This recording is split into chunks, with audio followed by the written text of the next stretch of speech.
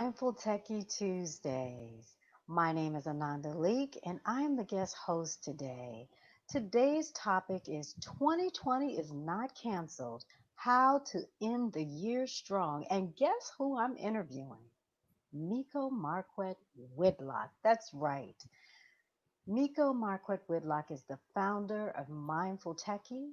He normally hosts this amazing podcast, but today I'm sitting in the host seat and he is ready and willing to answer my questions.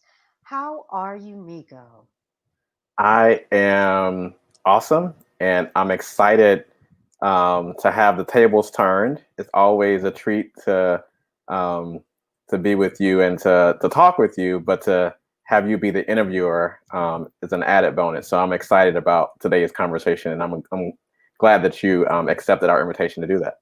Well, this is really, really fun because I always love to co create with you. You're one of my favorite co pilots in creative collaboration. So let's just jump right in. Miko, I know you really well. You're my brother, you're my prayer partner, you're my accountability partner, you're one of my BFFs, if you will. I know what's great about you, but tell everybody else who you are. Awesome. That's a loaded question too. So I'll keep it short. So I am Meico Marquette Whitlock, founder and CEO of Mindful Techie, a personal professional development training company. I work exclusively with change makers and change making organizations that are making a positive difference in the world. And I do speaking and training and coaching at the intersection of wellness, technology, and leadership. And in this current environment, what that translates to is helping folks navigate our new environment in terms of what does it mean to be digitally well. So what is digital wellness? How do we integrate it into our lives as we are living and working in this new quote unquote normal? What does it mean to lead from a place of intentionality and mindfulness, even amid all the seeming chaos? No matter your level at your organization, whether you're the secretary or the admin, or whether you are the CEO or the board chair, how do you actually lead from a place of calm and steadiness and intentionality through this storm that we are weathering? And the last category that's really salient for folks right now is how do we balance it all, right? We are working from home, we are living at work. How do we balance our work that we have to continue to move forward? If we're change makers, that work can't stop because people are depending on us to keep moving forward. And how do we also sustain ourselves? How do we sustain our relationships if we're caregivers with our elderly relatives that we're supporting, or with our children that we might be taking care of? How do we balance all those things at the same time? So this is the sweet spot of the work that I do and what it's looking like for me right now. So I love that you gave us some juiciness about the work that you do, but I want to give some shout outs to the places that you come from. Let's give a shout out to your hometown. Let's give a shout out to your undergrad and to your graduate community. I give shout outs, and I think given the fact that Senator Kamala Harris gave some shout outs during her speech last week, hey, we got to get some shout outs. Awesome. Uh, so yeah, and to dive a little bit deeper into this, born and raised in Atlanta, Georgia.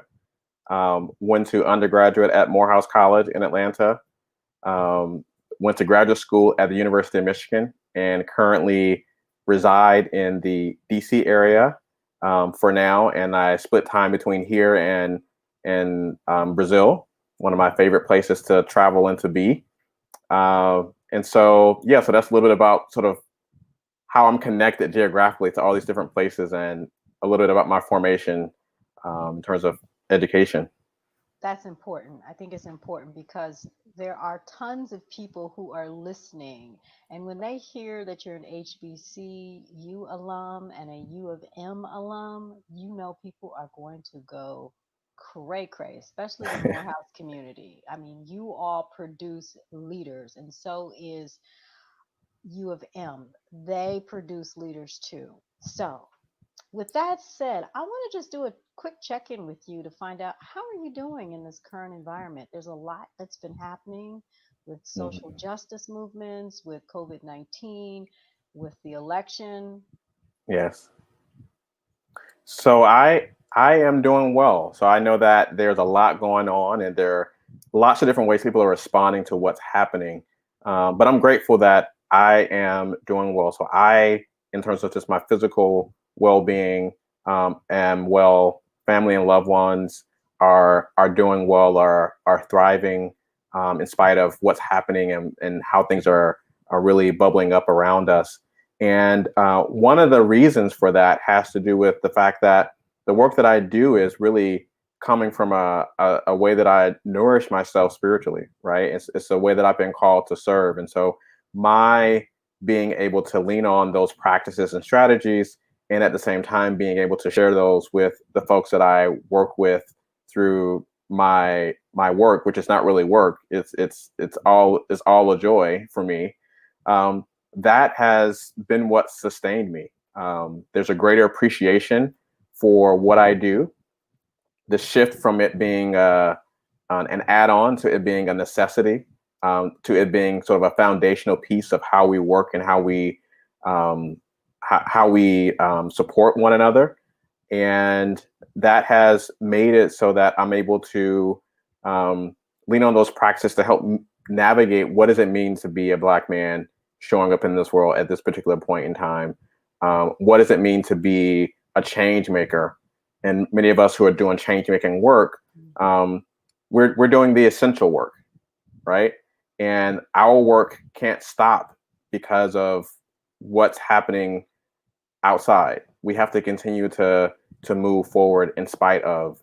And in many ways, many of us are actually helping to instigate some of that change that we're seeing. So um, I I'm thriving in this moment, and my I see my work as continuing to take care of myself, so that I can continue to pour into other people who might not be in a similar situation, and who might be in need of just a little bit of an extra support and push, to move through what might be a difficult challenge for them in this moment.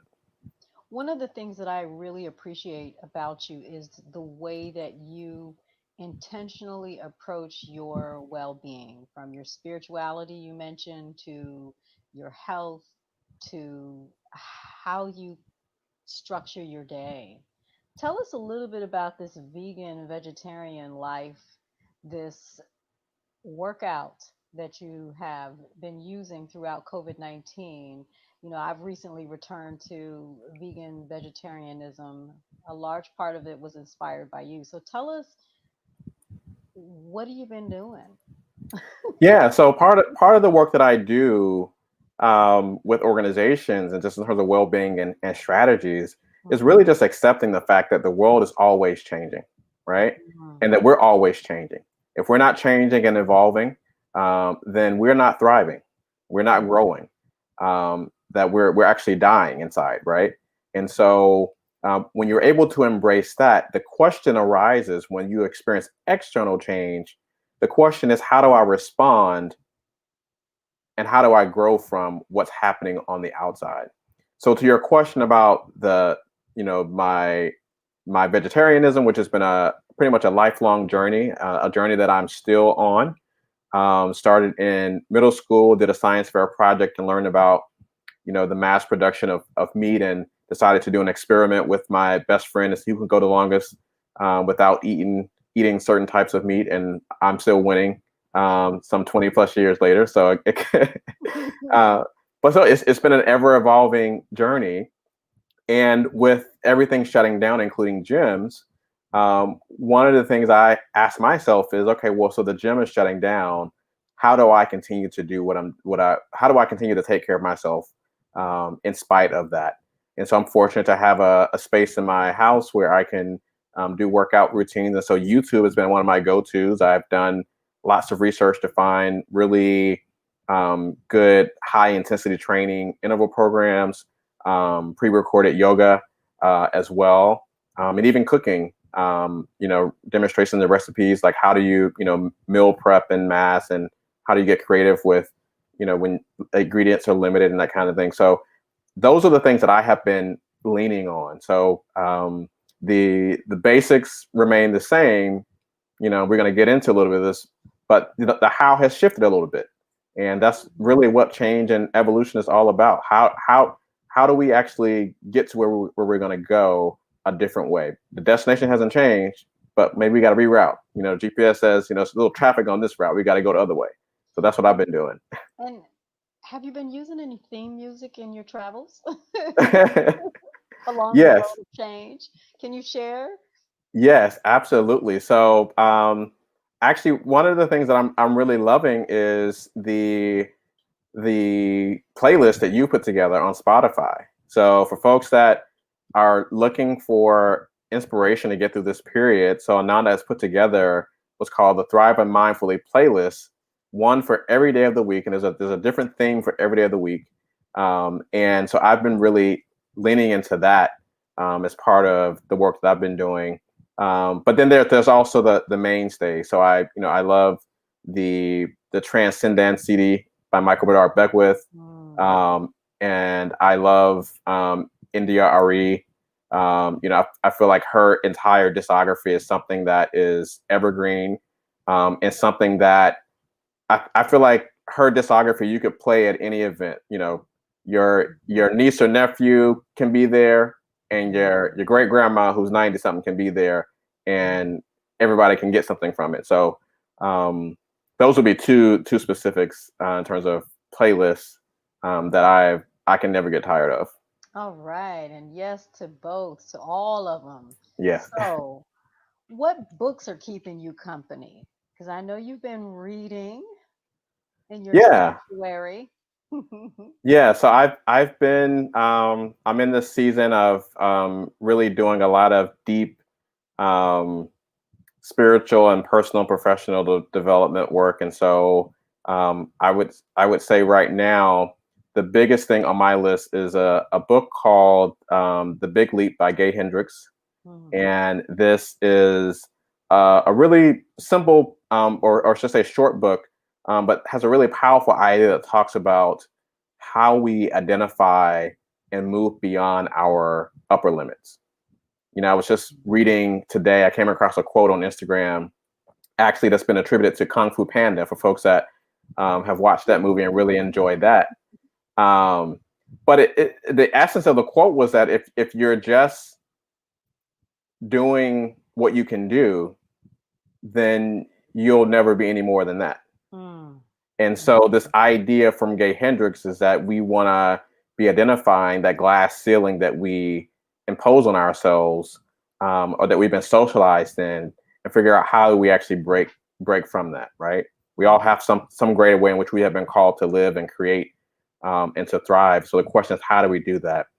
And I actually think in a really strange way, in a crisis like what we're experiencing right now, for many of us, this is a prime opportunity for us to put those things into practice and to really see what we're made of, to try some things that we thought were working for us that weren't working. And this is an opportunity to go back to the drawing board, to try some new things, and to recognize that when it comes to our life circumstances, I like to say that, at least it's been my experience, that life spirals. And what I mean by that is you're always spiraling up if you choose to go in that direction, if you choose to flow that way with life. And what that means is that you're going to continually have the same or similar types of experiences throughout your life, but hopefully you're growing and evolving. So when those experiences come back around, that you're able to approach them and respond to them from a different place, from a higher place, from having learned the lesson from the last time. And so this time you're seeing with a little bit greater clarity, and you're able to move through it in a different way, and then you're able to pull other people along at the same time. Well said, well said. So that is a great segue into my next question, which is how did you get started in doing this joyful calling of an experience, mindful techie? And just know that I will jump in and insert some questions to Yes, spice it up. yes. So the the starting point that I would pinpoint is um, 2015. That was a turning point. So I'm just going to put that there, put that flag in the sand. We're going to come back to 2015. Um, Prior to that, I've worked most of my professional career in the nonprofit and the government sector. And so it's no accident that the work that I do right now is with change makers, folks that are intentional about making a positive difference in the world. And one of the things that I notice in working with change makers, and even for myself, is that we give so much of ourselves to our work. We're passionate about it, we're good at it, Mm, we deeply care about it, we care about the clients and folks that we're serving, but sometimes we do it at our own expense, right? We sacrifice ourselves for the work, right? And there's a lot of um, celebration of martyrdom. mm, Um, mm, and I'm blanking on the name of the gentleman that wrote the book, but he calls it dying for a paycheck. mm, And so many of us are literally doing that. We're dying. In this instance, we're dying to quote unquote wear the badge that we're doing something meaningful, or we're making a difference, or that we are quote unquote changing the world. And in my last role, I was directing communications for an organization focused on ending HIV and hepatitis. And I came into the organization being the first full-time communication hire. And one of my tasks was to build out a team and build out a functioning um, department with processes and things of that nature. And I enjoyed the work. But I found that I reached a point where I was so overwhelmed by the work that I was doing, and that I had sort of checked my spiritual and personal development work at the door. That I was depressed, that I was overweight, didn't really have much in the way of a social life, and I'm grateful that I reached a rock bottom of sorts, where I had a wake up call, where I was in such a bad shape that I could literally drop dead from doing my work, and that my legacy would be tied to, how quickly I was responding to emails, or how well I managed certain projects or whatnot. And I did not want that to be my legacy. As much as I loved the work, that was not the legacy that I wanted to leave behind. And mhm, so when I had that realization, I realized that, number one, that I had tools and practices, and I had to figure out a way to bring those to work. Sometimes in change making work in particular, um, we have this delineation between personal and professional life, right? This is a professional environment. Don't bring your personal stuff. mhm, Leave your woo woo stuff at home, right? We don't want to hear that. And so I realized that that was no longer sustainable for me, mm, because that quote unquote woo woo stuff was an anchor that I mhm, needed in order for me to be able to show up in a sustainable way to do the work that I was doing, and to be able to support my team and the clients that we were serving. And so when I had that realization, the second thing I did is I asked myself, what's my sphere of influence in my organization? And I realized at that level, I was managing a team, and I had influence over how I was managing my team. And so I made a mhm, decision that I was going to include wellness into how we were actually working together as a team. I began to share things that I was doing in terms of centering myself and navigating the, seeming chaos of the ebbs and flows of the work that we were doing. And I made space for people to reflect and share their practices. And it didn't need to look like mine, mhm, right? So, you don't have to meditate or journal, but perhaps there's some other things. And people are really creative. One person liked to cook. That's something that he and his wife did. Another person was a photographer, and they shared some interesting light exercises. Another person was really into music, right? And so we watched the launch of I think it was Solange's Cranes video at that time, mhm, and oddly enough, it actually connected to the core work of communication. So we had a conversation about like how that actually connects to how we do our communications work. Mm, And that started the journey to actually talking openly about this in my journey at conferences. And so in mm. 2015, one of those conferences, I gave a short talk on what it means to be a mindful techie. And I talked about this journey. And that was really the start of formalizing where we are right now. Because it's And from that. I Go want to ahead. stop you just for a second because that conference deserves to get a shout out. And part of being a guest host is choosing when I put a pin in it and we give a shout out. And so I remember that conference because there was a person by the name of Meico Marquette Whitlock who just let me open up an Instagram for him and let me tweet as wildly as I could possibly tweet at the Nonprofit Technology Network conference during the Ignite talk in 2015. And the acronym for the organization is N10. Miko and I are both board members, so shout out to N10. All right, I'm giving the mic back to you. But the response to that talk at N10 was so overwhelming in a positive way.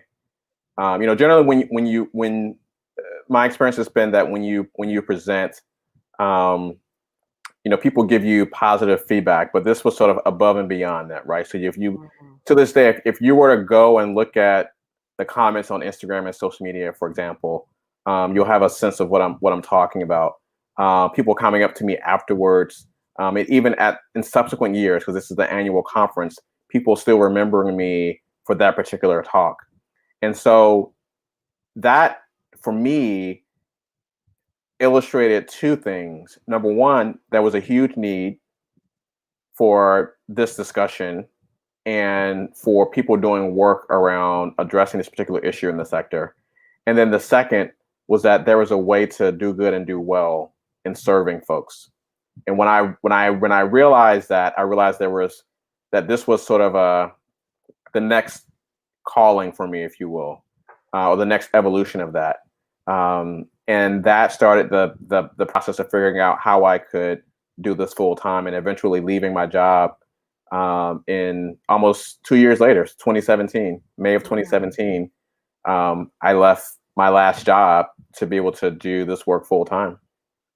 Wow. Yeah, lots of things happening with you in 2015 to 2017. And I want to really get into this new life as an entrepreneur. You decided in 2017 that you were going to go full force. What does it mean to be a mindful techie entrepreneur?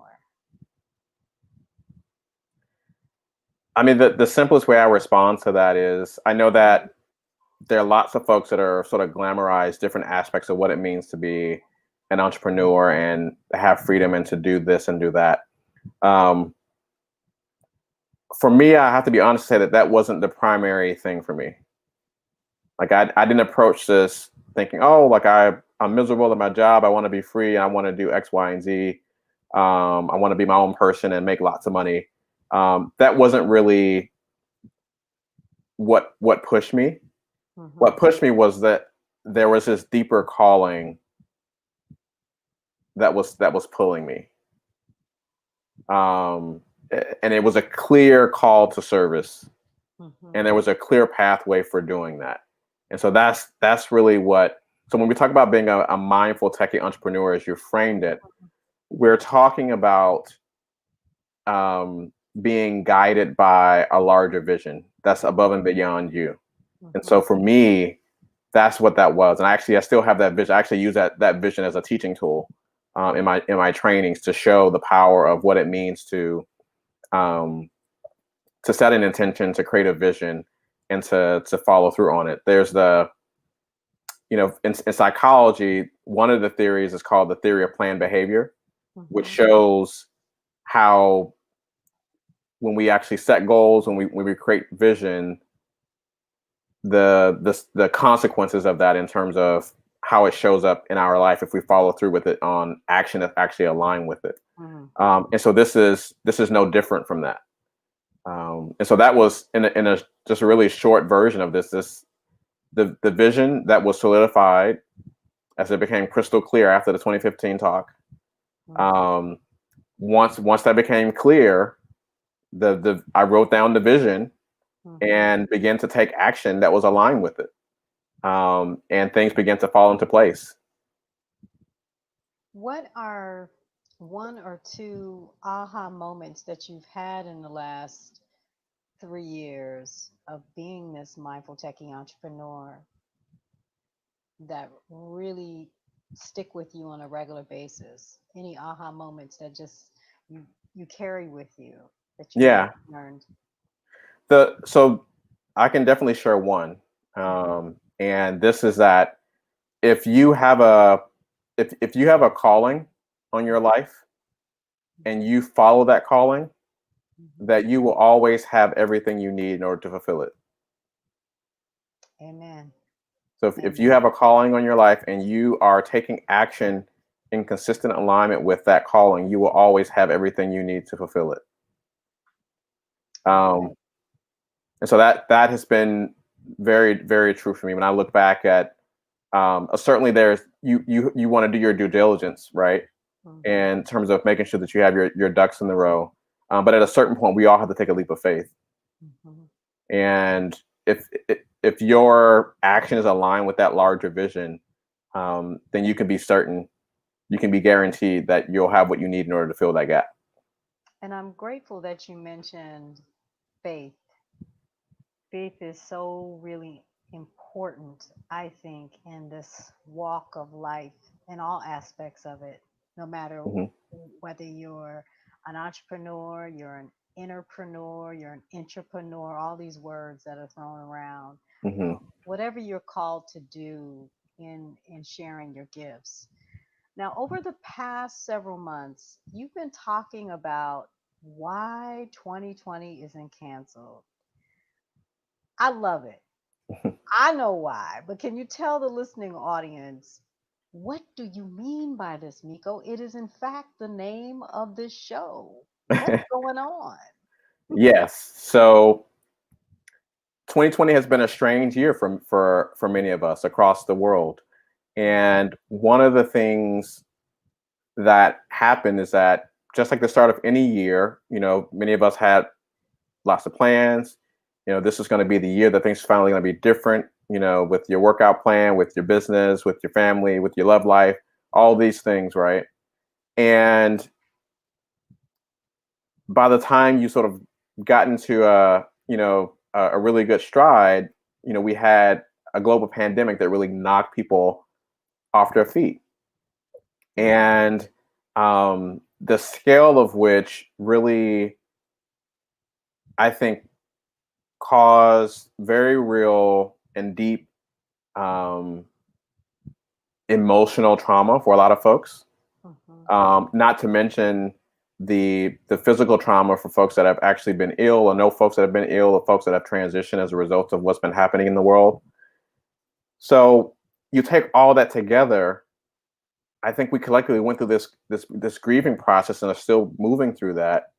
And for some of us, we were probably in a place, or maybe we're in a place right now where we've given up and we said, you know what, 2020 is a wash. I'm just gonna ride this out and start over in 2021. And so what I want to say to you is that we still have some time left in 2020, and that 2020 isn't canceled. That you may have to go back to the drawing board, you may have to recommit, you may have to pivot, but you can still make 2020 count as long as there's breath in your body. And as long as there's a vision that you are working toward and working in alignment with, we can make something happen with 2020. And this isn't theoretical. Like I know this just based on my own experience, right? when you look at it objectively, folks are saying, "Oh, well, businesses are closing, things are shutting down." Demand is actually in some ways increased for the work that I do, Mhm. right? And so I'm a testament to what that actually looks like in actuality. But the other part of it too is in sustaining this mindset of understanding that 2020 isn't canceled. The why you do what you do remains the same, even though the how may have changed. Let's focus on what we can do as it relates to the how. I mentioned the GPS sort of redirecting us because there's traffic in a certain direction, redirecting us to a different path. That's what we can do right now. We don't have to turn around and go back the other direction. We can keep moving forward. We just have to find another route to help us to get there. So when I say 2020 is not canceled, I'm just saying be open to rerouting so that you can still get to your final destination. Totally. Totally. I have to say that I know that what you just shared will be treated as golden nuggets for many folks, and that they needed to hear that message. And believe it or not, I needed to hear that message today too. I needed to hear that message. So one of the things that has helped me, and it has become a religion in my life, more than a routine, it has become a regular life-saving tool. And I'm going to let you tell folks about it, but you just released a new edition of this special tool that I cling to so dearly, everybody. I beg him for copies when he's redoing it, and I've been pressing him and pressing him and pressing him. But there's a new edition of this tool called the what? It's called the Intention Planner. So I have a And copy here. yes, So it's yes, called the Intention Planner, and it is a daily planner for ambitious change makers, purpose driven folks that want to focus on the right things, want a system for accountability, mm-hmm, want a tool that's going to help them map out their vision mm-hmm, and their intention for different areas of their life and be held accountable for those things. Um, but need a tool to help them to do that. And so this is what this tool was designed to do. And I will share that um, this is not a tool that was this is not a tool that I set out to create. mm-hmm. That this started essentially I think it may have started in 2017 perhaps. I'm blanking on the exact Well, year. let me roll back, brother. See, that's the benefit of having been accountability and prayer partners for 7 years now, I think. In 2014, Miko was using parts of what are now included in the intention planner in his accountability process. And of course, because it was working so well, I jumped on the same train. And each year he changed and he evolved, he added more based on his own experiences. And then, bam, he created this intention planner. But it was born out of your experience. Mhm. And I would say it probably even started before I was on the scene. It did. So I've been doing this accountability process, originally starting it as an annual planning process, like many folks do, and it evolved over time. I've been doing this since I was a teenager. Yeah. Hmm. Quite some time now. Yes. Okay. All right. Maybe even into the 20 something or close to it. Yes. Yes. It's Probably it's so. Yeah. yeah, it's a process that has been tested, um, both internally inside of you and externally. So from the Yes. inside out, it really is your own creation from spirit, Yes. and from your own journey in life and your Yes. career. So tell us about how the intention planner can help folks get back on track. and get to a place where they're not looking at 2020 being canceled and how they can finish the year strong. Yes.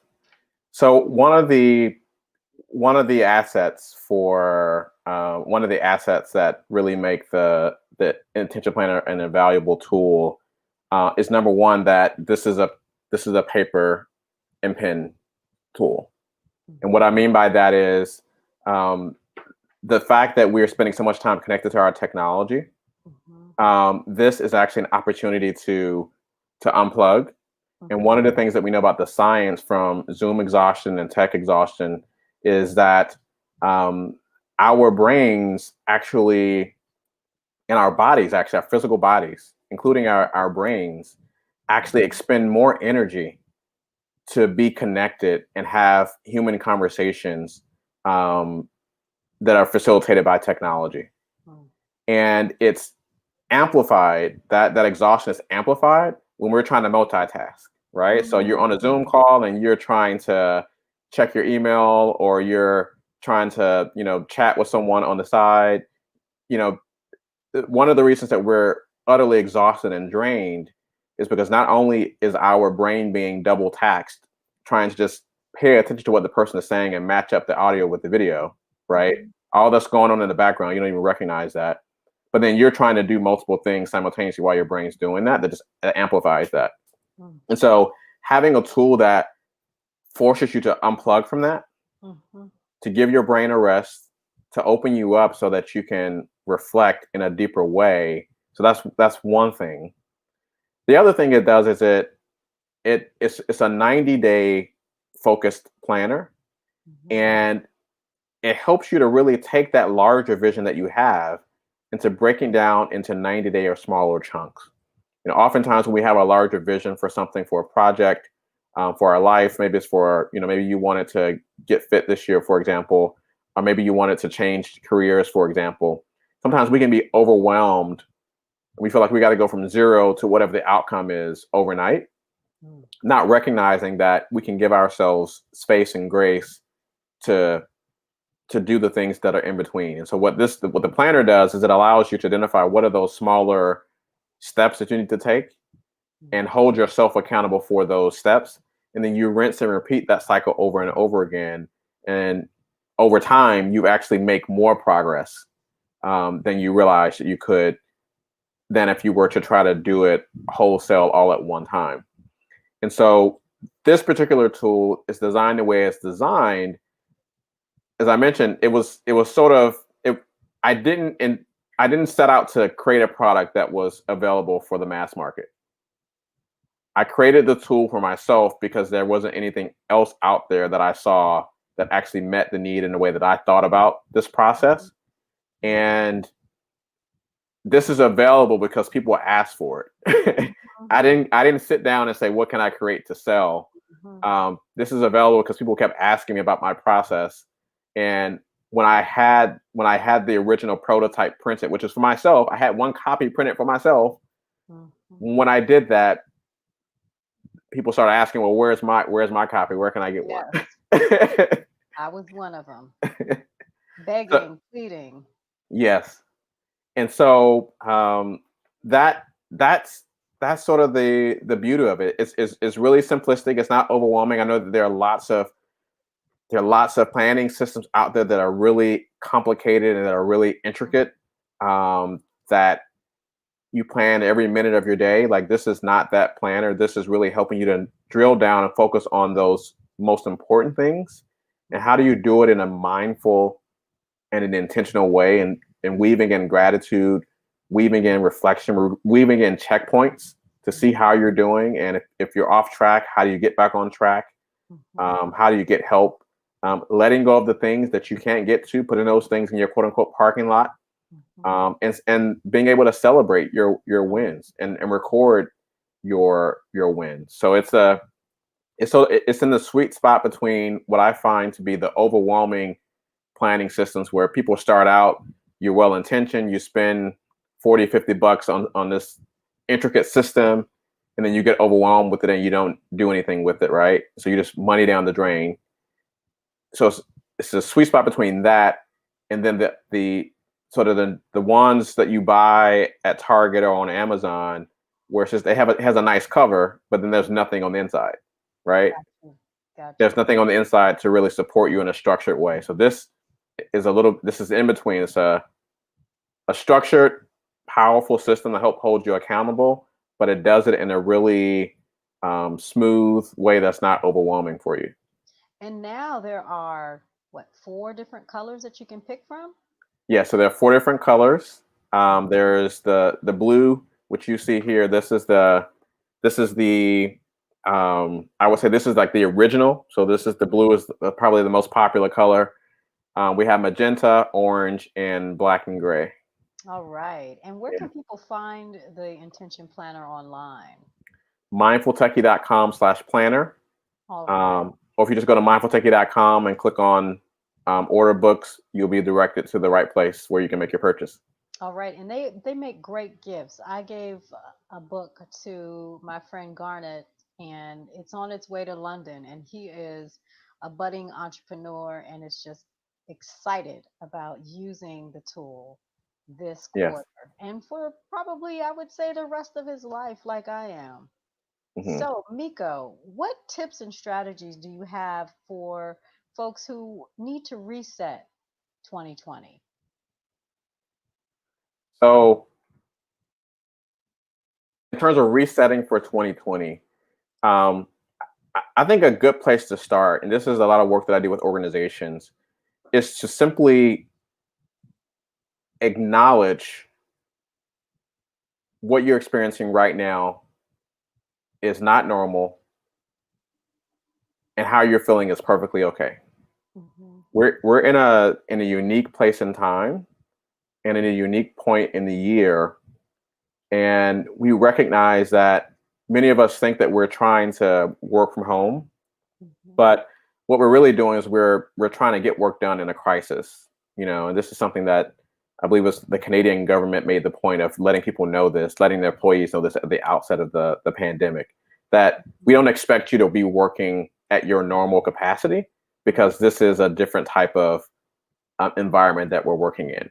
So Hmm. let's just acknowledge that this isn't normal and that however you're responding and whatever you need to do, if all you can do is just muster the energy to take care of yourself, to get up out of the bed and take a shower and to take care of yourself, and that's all you are able to do because you're so overwhelmed with where you are, Hmm. that's perfectly okay. All right. Um, so I want folks to acknowledge it. That's the starting point. Once you acknowledge that, um, if you have a vision that you started out with the year with, or you have an intention that you're working with, set aside some time to go back to that. And if you don't have one, then you can start that process now. It's not too late for you to do that. You can start that process now. You can get the intention planner that certainly walks through that process. Hmm. Or if there's another tool that works for you. This is just one process that I've found works for me and for the clients that I work with. But by all means, use a tool or process that works for you. So accept that what we have is not normal and accept how you're responding is okay. Hmm. Um, Go back to your vision or your intention. If you don't have one, make space to create one. And once you've done that, once you have that vision or that intention front and center, then you want to be able to ask yourself. This is the third part. You want to be able to really assess for yourself.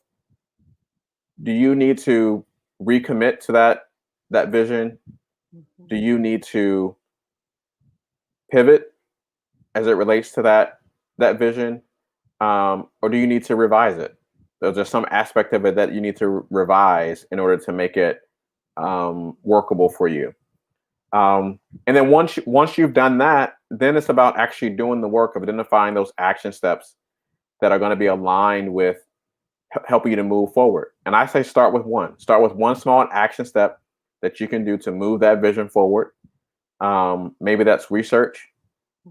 Maybe that's just taking time off because maybe you haven't had time off from Hmm. everything that's happening, right? So maybe you need to request time off to just have time for yourself. Maybe that's a starting point for you. And then what's the next small action step? And you repeat that until you can snowball progress towards your vision.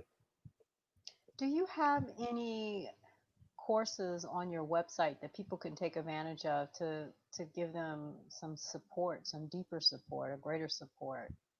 Yes, so you can definitely check out the website and check out the courses. The one course that is available now that specifically focuses on this is the life planning course.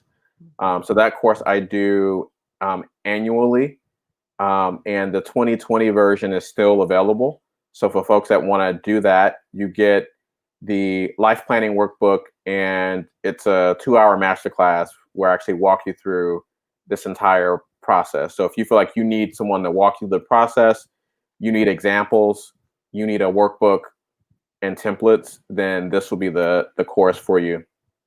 All right, all right. So, what about any other programs that you have coming up in September or maybe this month? August is not over yet. Let's not leave the month before it's over. Awesome. Yeah. So there's I'm always doing trainings and courses. And so the best thing I Mhm. recommend for folks is to go to the website and subscribe to the email list so that you can stay up to date on what the latest opportunities are. I'm regularly doing courses on work-life balance, mindful leadership, life planning, like what we're talking about right now. And so and also digital wellness. So if those are things that you think you need support with, I offer courses and trainings, coaching one-on-one and group with organizations or with individuals. And so join the email list, go to the website, and start the ball rolling. And we can figure out what makes sense for you if you're interested in working together. And one of the things I wanted to highlight for those that are in nonprofit technology, Meico is leading a professional certification course for N10. Am I Yeah, speaking so correctly? it's a course as part of the professional development program for N10. And professional development credits are offered for that. It's a course on mindful leadership. It's called Mindful Leadership in Trying Times. So that starts this week and will also repeat next spring. And then there's also a course in October with N10 on work-life balance. So, and this will likely be the last time for this year that we'll be teaching that particular course on work-life balance. So, if you're interested in that one in particular, you definitely want to sign up for the October version. All right.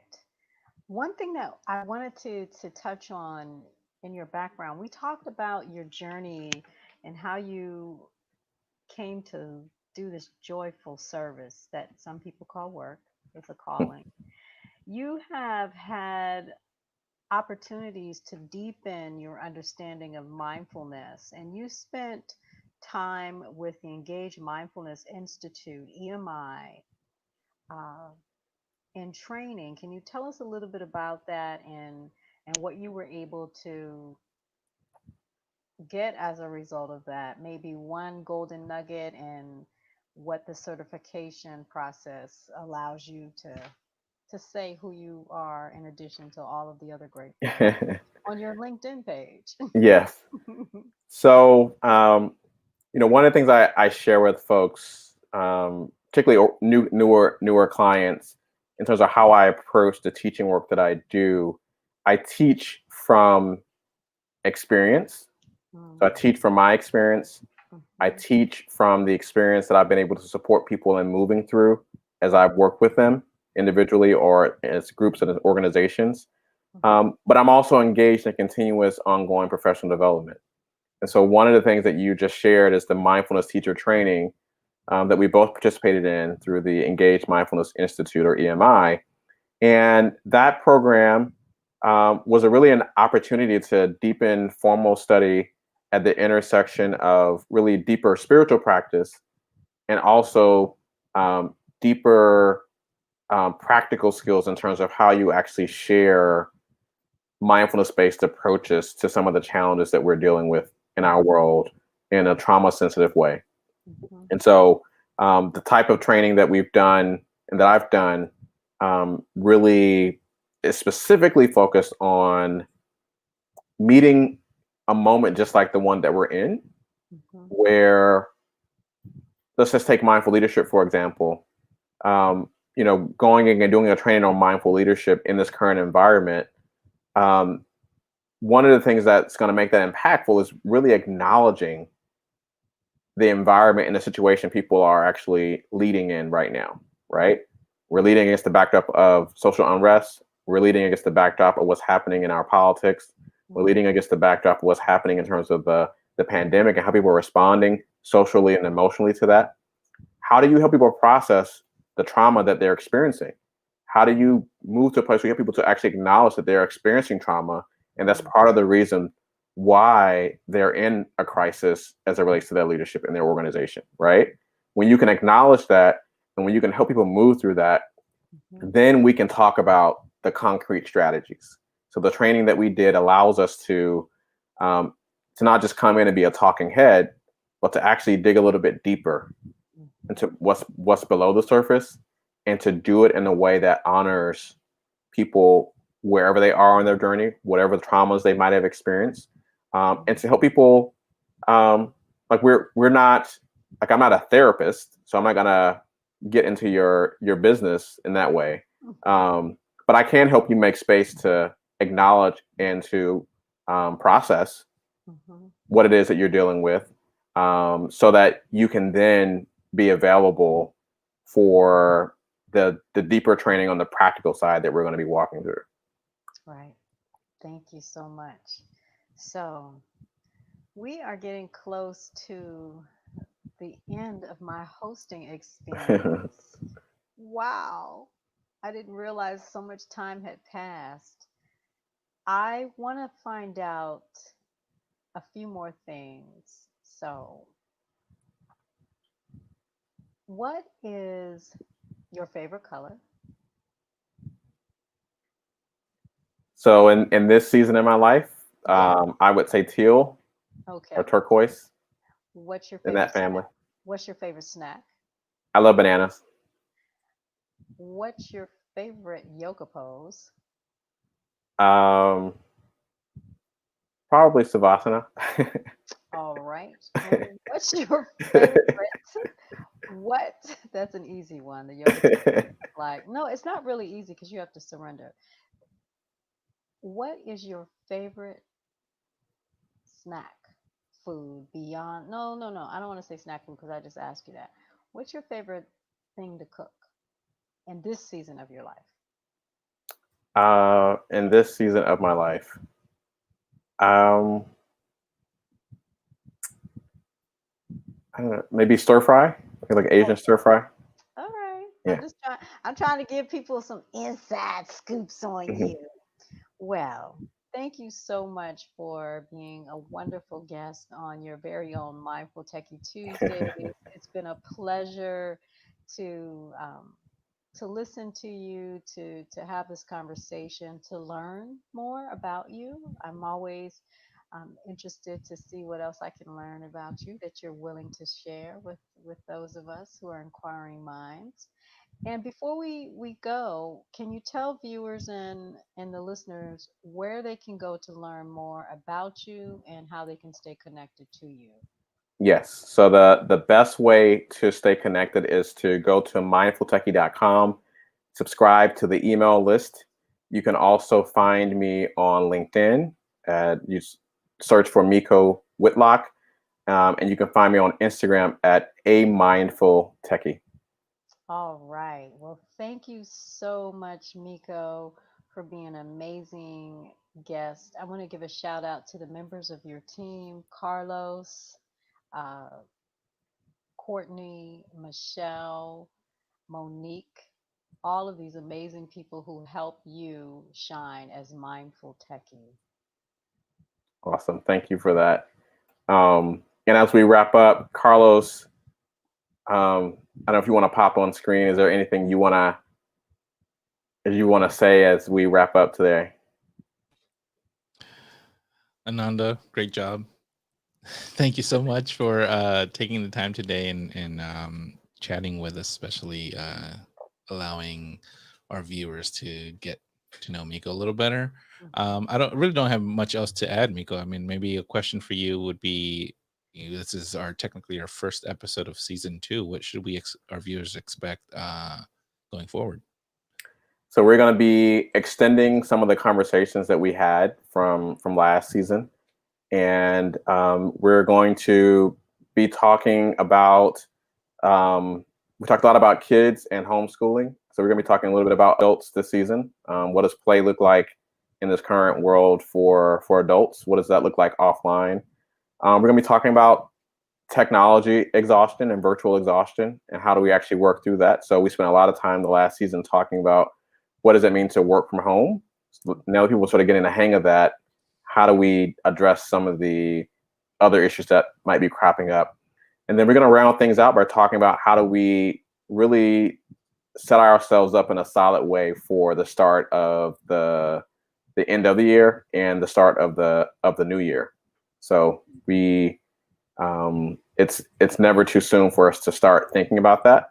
And just as we are resetting for the rest of 2020, it's soon enough it'll be time for us to start resetting for 2021. Wow. Wow. Let that settle in, right? Yeah.